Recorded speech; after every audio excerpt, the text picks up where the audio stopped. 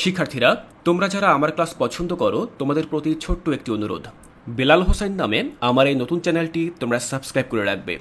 এই ভিডিওর ডিসক্রিপশন এবং কমেন্টে আমার নতুন চ্যানেলের লিঙ্ক দেওয়া থাকবে। আসসালামু আলাইকুম শিক্ষার্থীরা, আজকে আলোচনা করব তোমাদের ইংরেজি বই থেকে 6.3.2 অ্যাক্টিভিটির যে প্রশ্নগুলো রয়েছে সেই প্রশ্নগুলো। ইতিমধ্যেই আমরা একটি টেক্সট পড়েছি, সেই টেক্সটের বাংলা অর্থ সহ জেনেছি। এখন মূলত সেই টেক্সট থেকেই আমাদেরকে এখানে 6-7টি প্রশ্ন রয়েছে, এই প্রশ্নগুলো দেওয়া হয়েছে, এই প্রশ্নগুলোর সমাধান আমাদেরকে লিখতে হবে। তোমরা এখনও যারা এর আগের ক্লাসটি করোনি, অর্থাৎ সেই টেক্সটটি তোমরা যারা পড়োনি, সেই ক্লাসটি তোমরা অবশ্যই দেখে আসবে, যাতে করে তোমরা খুব সহজে এই প্রশ্নের উত্তর দিতে পারো। যাই হোক, চলো আমরা দেখে নিচ্ছি যে এখানে যে প্রশ্নগুলো রয়েছে সেই প্রশ্নের সমাধান আমরা কিভাবে লিখতে পারি। শিক্ষার্থীরা, আমাদের প্রথম প্রশ্ন, in which structure in this এসে রিটেন, কোন স্ট্রাকচার বা কোন গঠন প্রণালীতে এই এসেটি বা এই প্রবন্ধটি লেখা হয়েছে। Explain your response with example, তোমার উত্তর উদাহরণের সাথে ব্যাখ্যা করো। তো দেখো, আমরা মূলত দুই ধরনের স্ট্রাকচার সম্পর্কে জেনেছিলাম, একটি হচ্ছে ব্লক স্ট্রাকচার এবং আরেকটি হচ্ছে পয়েন্ট বাই পয়েন্ট স্ট্রাকচার। তো this essay is written in a point by point structure, এই এসেটি লেখা হয়েছে point by point structure follow করে। Each body paragraph focuses on a specific point of comparison between organic and non-organic foods. এখানে যে body প্যারাগ্রাফগুলো রয়েছে প্রত্যেকটি আলাদাভাবে এক একটি পয়েন্ট বিশ্লেষণ করে, কম্প্যারিজন বা তুলনা করে between organic and non organic food, অর্থাৎ জৈবিক খাবার এবং অজৈবিক খাবারের মধ্যে যে সকল কম্প্যারিজনগুলো রয়েছে, যে সকল তুলনাগুলো রয়েছে সেগুলো নিয়ে আলোচনা করে। ফর এক্সাম্পল, উদাহরণস্বরূপ, one body paragraph discusses the differences in antioxidants between organic and non organic foods, while another paragraph addresses the appearance differences. দেখো, এখানে উদাহরণ হিসেবে এই বাক্যটিকে নিয়ে আসা হয়েছে, যেখানে বলা হয়েছে যে একটি প্যারাগ্রাফে মূলত difference in antioxidants between organic and non organic foods, অর্থাৎ জৈবিক এবং অজৈবিক খাবারের মধ্যে যে সকল অ্যান্টিঅক্সিডেন্টের পার্থক্য রয়েছে সেগুলো তুলে ধরা হয়েছে। আবার অন্য একটি প্যারাগ্রাফে অ্যাড্রেস দ্য অ্যাপিয়ারেন্স ডিফারেন্সেস, অর্থাৎ সেই সকল খাবারের যেই চেহারা রয়েছে বা বাহ্যিক ধরন রয়েছে সেগুলো নিয়ে আলোচনা করা হয়েছে। তাহলে মূলত এভাবেই আমরা বুঝতে পারি যে এই এসেটি মূলত point by point structure follow করে লেখা হয়েছে। How many body paragraphs are there in the essay, এই এসেতে কতগুলো বডি প্যারাগ্রাফ ব্যবহার করা হয়েছে। তো আমরা দেখতে পাই যে দেয়ার আর 3 body paragraphs in the essay, এই এসেতে 3টি বডি প্যারাগ্রাফ রয়েছে।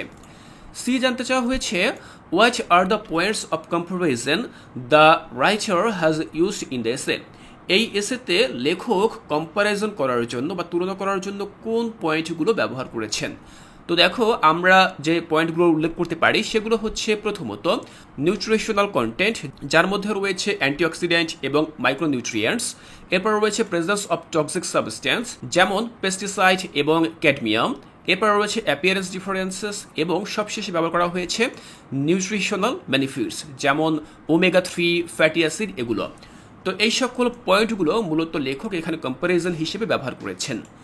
এরপরে ডি নম্বর প্রশ্নে জানতে চাওয়া হয়েছে, how many similarities and dissimilarities between organic and non organic foods are talk about in the essay, এই এসেতে লেখক কতগুলো সিমিলারিটিস অ্যান্ড ডিফারেন্সেস, অর্থাৎ মিল এবং অমিল উল্লেখ করেছেন অর্গানিক এবং নন অর্গানিক ফুডের মধ্যে।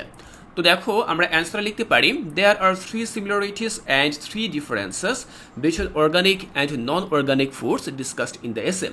এই এসেতে অর্গানিক এবং নন অর্গানিক ফুডের মধ্যে 3টি মিল এবং 3টি অমিল তুলে ধরা হয়েছে। এরপর ই নম্বরে জানতে চাওয়া হয়েছে, do you think the writer has shared his opinion in the essay, তুমি কি মনে করো এই এসেতে লেখক তার নিজের মতামত বা নিজের অভিমত তুলে ধরেছেন। If yes, explain your answer, যদি হ্যাঁ হয়ে থাকে তোমার উত্তর, তাহলে সেই উত্তরটিকে তুমি এক্সপ্লেইন করো বা বিশ্লেষণ করো। দেখো, আমরা উত্তরে লিখতে পারি, yes, the writer shares their opinion in the essay, লেখক তাদের মতামতগুলো এখানে তুলে ধরেছেন। The statement organic foods further have higher level of omega three fatty acids the non organic foods which has more positive effect on health, এই যে বাক্যটি বলা হয়েছিল যে অর্গানিক ফুডে মূলত higher level of omega fatty acid থাকে, যেটি মূলত নন অর্গানিক ফুডের থেকে বেশি, এবং এটি মানুষের স্বাস্থ্যের ক্ষেত্রে পজিটিভ বা ইতিবাচক ভূমিকা রাখে। তো এই যে বাক্যটি বলা হয়েছে, এই বাক্যে মূলত reflects the writer's opinion on the health benefit of organic foods, এই বাক্যটি দিয়ে প্রতিফলিত হয় লেখকের মতামত, যেখানে মূলত অর্গানিক ফুডের যে সকল বেনিফিটগুলো রয়েছে, যে সকল সুবিধাগুলো রয়েছে, সেগুলোই মূলত উল্লেখ করেছেন। তো আমরা নম্বর প্রশ্নের উত্তরটি ঠিক এভাবে লিখলাম। এরপরে দেখো এফ নম্বর জানতে চাওয়া হয়েছে, does the writer restate the thesis and point of comparison in the conclusion, অর্থাৎ কনক্লুশনে রাইটার তার যে থিসিস এবং পয়েন্টগুলোকে তিনি আবার টেনে এনেছেন কিনা। If yes, describe your responses, যদি উত্তর হ্যাঁ হয়ে থাকে তাহলে তুমি সেটিকে বর্ণনা করো। শিক্ষার্থীরা আমরা জানি কোনো একটি এসে লিখতে হলে শেষে আমরা যেই কনক্লুশন লিখি বা উপসংহার লিখি, সেখানে কিন্তু প্রথম থেকে শেষ পর্যন্ত যে সকল পয়েন্টগুলো আলোচনা করা হয় সেগুলোকে আবার সেখানে সংক্ষেপে তুলে ধরা হয়। তাহলে অবশ্যই কিন্তু লেখক এখানে রিস্টেট করেছেন সেই সকল থিসিস এবং পয়েন্টগুলো। তো আমরা সেটিকে অ্যান্সার লিখতে পারি ঠিক এভাবে, yes, the writer restates the thesis and point of comparison in the conclusion. The statement, to sum it up, there are some similarities in the nutritional contents between organic and non-organic food substance. However, there are several considerable differences. দেখো শেষে আমরা কনক্লুশনে কিন্তু এই বাক্য দেখতে পাই। তো এই বাক্যে মূলত restates the main point of comparison and thesis statement, অর্থাৎ এই বাক্য দিয়েই মূলত রিস্টেট করা হয়েছে বা পুনরায় টেনে আনা হয়েছে এর আগে যেই সকল পয়েন্টগুলো কম্পেয়ার করার জন্য ব্যবহার করা হয়েছিল, সেই পয়েন্টগুলোকে আবার এখানে টেনে আনা হয়েছে কনক্লুশন হিসেবে। তো আমরা এফ নম্বর প্রশ্নের উত্তরটি ঠিক এভাবে লিখলাম। এরপরে সবশেষে আমরা দেখব জি নম্বর প্রশ্ন, যে জানতে চাওয়া হয়েছে, if you want to add a body paragraph, তুমি যদি একটি বডি প্যারাগ্রাফ অ্যাড করতে চাও, what will be your points of comparison, তাহলে এখানে কম্পারিজন করার জন্য তুমি কোন পয়েন্ট ব্যবহার করতে চাও বা তোমার পয়েন্টটি কি হতে পারে।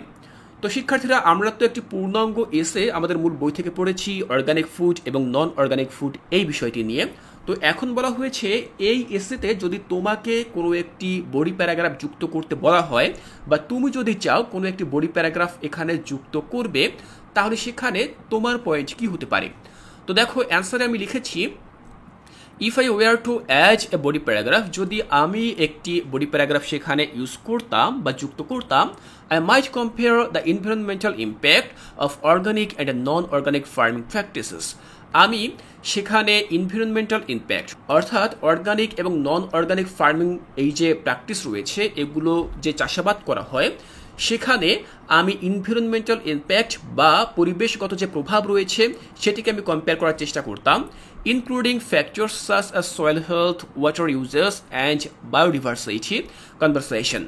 আমি এর মধ্যে আরও কী কী উপস্থাপন করতাম, যার মধ্যে অন্তর্ভুক্ত থাকতো factor such as soil health অর্থাৎ মাটির স্বাস্থ্যগত দিক, ওয়াটার ইউজেস পানি যে ব্যবহার হবে সেই বিষয়টি, অ্যান্ড বায়োডিভার্সিটি এবং সেখানে যে জীববৈচিত্র্য রয়েছে সেই জীববৈচিত্র্যের যে কনভারসেশন রয়েছে সেটিকেও আমি উপস্থাপন করতে পারতাম।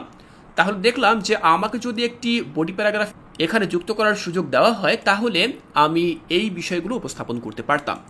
তো শিক্ষার্থীরা আমি আশা করছি তোমরা বুঝতে পেরেছ যে কিভাবে তোমরা তোমাদের মূল বই থেকে এই 7টি প্রশ্নের উত্তর দিবে। আমি খুব সহজভাবে তোমাদেরকে বুঝিয়ে দিয়েছি। আমি আশা করছি এখান থেকে তোমাদের বুঝতে আর কোনো অসুবিধা নেই। শিক্ষার্থীরা এর পরবর্তী ক্লাসে আমি তোমাদের ইংরেজি পরবর্তী যে সকল অ্যাক্টিভিটিগুলো রয়েছে সেগুলো খুব সহজভাবে বুঝিয়ে দেওয়ার চেষ্টা করব। তাই এর পরবর্তী ক্লাসগুলো দেখার আমন্ত্রণ জানিয়ে আজকের এই ক্লাসটি এখানেই শেষ করছি।